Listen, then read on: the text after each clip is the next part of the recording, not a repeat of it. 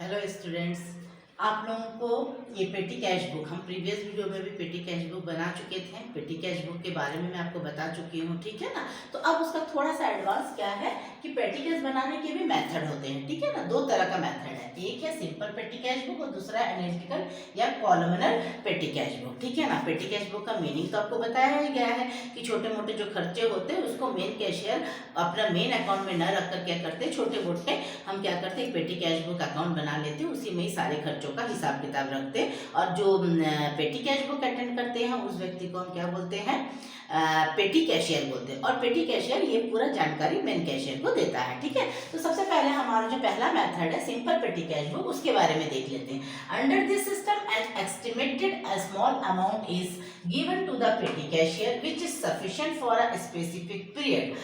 एक समय अंतराल के अंतर्गत दिया जाता, वो समय क्या होता है, ये 1 वीक भी हो सकता है, ये फोर्टनाइट 15 दिन का भी हो सकता है, और ये मंथ यानी महीने का भी हो सकता है। प्रीवियस वीडियो में मैंने आपसे कहा था कि मंथली हम कैशियर जो है वो पैसा लेता है और हिसाब किताब देता है। पर अगर छोटा बिजनेसमैन भी अगर बनाना चाहे तो फिर वो बना सकता है, और जरूरी नहीं है कि वो बहुत लंबे, और बड़े बिजनेसमैन तो बनाते ही बनाते हैं। तो हो सकता है बड़ा बिजनेसमैन भी क्या करे, इसे 1 हफ्ते के लिए या 1 महीने के लिए या 15 दिन के लिए भी बना सकता है। लेकिन बात वही है कि छोटे मोटे खर्चों के लिए ही बनाया जाता है, ठीक है ना।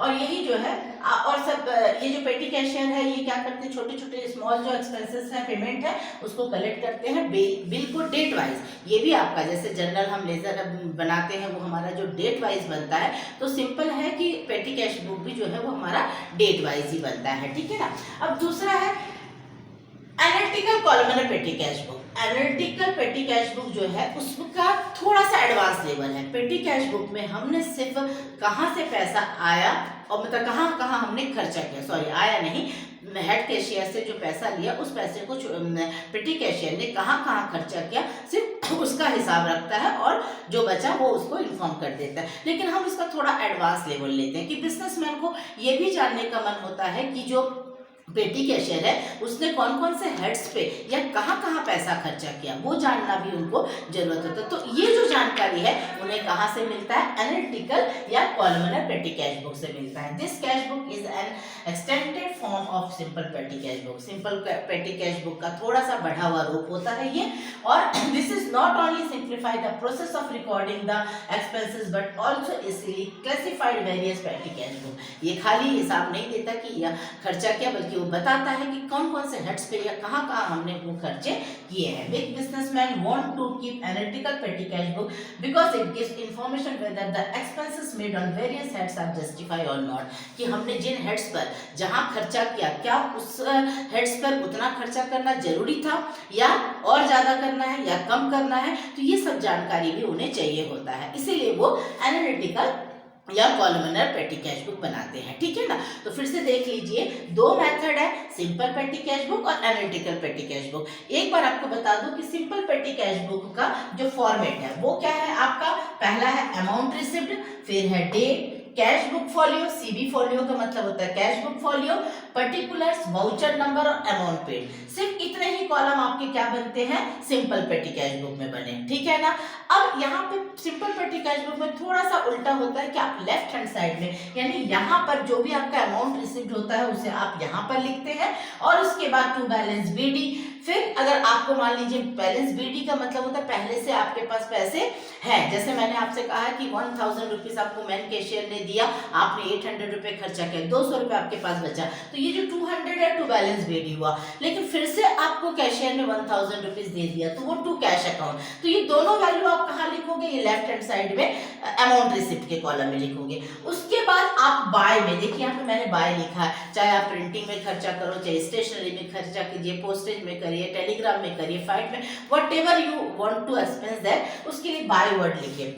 फिर आपने क्या किया, मान लीजिए ये 1000 था, 1000 में आपने 900 खर्चा किया, तो 900 माइनस करने पर कितना बचा, 100 बचा, तो ये 100 आपका यहाँ पर आ गया, और उसके बाद आपने पूरा हिसाब बराबर कर दिया कि 1000 डेबिट और क्रेडिट दोनों साइड में हमारा बराबर चला। तो ये तो सिंपल कैश बुक का कॉलम था, सिंपल पेटी कैश बुक का कॉलम था। क्यों, क्योंकि उसमें आपने सिर्फ जहां जहां खर्चा किया, पेमेंट किया, उसका हिसाब बता दिया। लेकिन एनालिटिकल पेटी कैश बुक में बिजनेसमैन क्या चाहता है, वो वेरियस हेड्स में चाहता है कि जो मेरा खर्चा करना उसके साथ वो जस्टिफाई हो रहा है या नहीं, ये जानना भी उनका मेन पर्पस होता है। तो उसमें जो आपने सिंपल पेटी कैश बुक में कॉलम बनाया, पूरा का पूरा वो कॉलम तो बन ही गया, यानी आप receipt amount, date, cash book folio, particular, voucher number, amount, इतने तक तो आप सिंपल कैश बुक में भी बना रहे थे। तो सेम वो कॉलम तो यहाँ पर आ गया, लेकिन बिजनेसमैन क्या जानना चाहा कि आप कौन कौन से हेड्स में खर्चा किए, तो ये पेमेंट के हेड्स आपके बढ़ते जाएंगे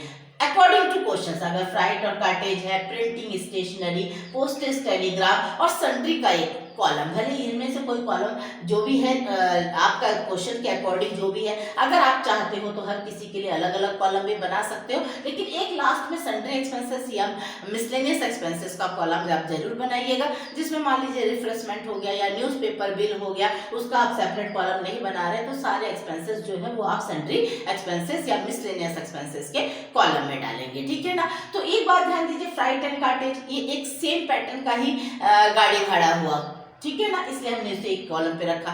प्रिंटिंग और स्टेशनरी एक ही पैटर्न का हुआ, इसलिए हमने एक कॉलम बनाया। पोस्टेज और टेलीग्राम भी एक पैटर्न का हुआ, इसलिए हमने इसे एक साथ रखा, लेकिन आप चाहो तो एक आध कॉलम आप और बढ़ा सकते हो सेपरेट, तो अकॉर्डिंग टू आपके क्वेश्चंस आप बनाएंगे, ठीक है। और बाकी प्रोसीजर वही रहा, जितने आपके यहाँ पे खर्चे हुए और ये सारे खर्चे यहाँ पर, मतलब ये जो पूरा पार्ट है ये तो सेम इसी जैसे हुआ। आपने बैलेंस वगैरह जो है यहाँ पर आप बाय बैलेंस CD लिख करके हिसाब बराबर किए, और यहाँ पर क्या है, जो इस पे जो खर्चे किए वो वैल्यू यहाँ पर जो हेड्स है वो वैल्यू, ये मतलब आपका सेपरेट कॉलम रहा, इससे हमको कोई लेना देना नहीं है। हमारा मेन क्वेश्चन तो यहाँ तक ही है, लेकिन यहाँ पर ये जानकारी हुआ कि हाँ भाई फ्राइट एंड कार्टेज में आपने महीने भर में कितना खर्चा किया, आपने प्रिंटिंग और स्टेशनरी में आपने कितना खर्चा किया, पोस्टेज और टेलीग्राम पे कितना किया, और सन्ड्री यानी जो बचे कुछ छोटे मोटे खर्चे हैं वहां पर आपने कितना किया। तो ये हेड से जो बिग बिजनेसमैन होते हैं वो एक नजर पे यहाँ पर भी देख लेते हैं कि हाँ हमने क्या, फिर वो जस्टिफाई करते हैं कि क्या जो मेरा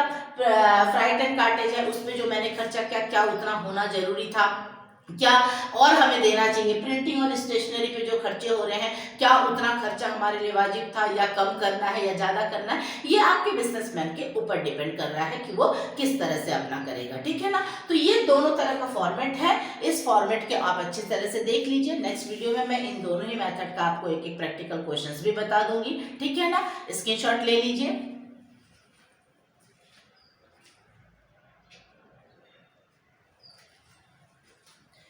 आई थिंक आप लोगों को ये वीडियो समझ में आ गया होगा। Thank you.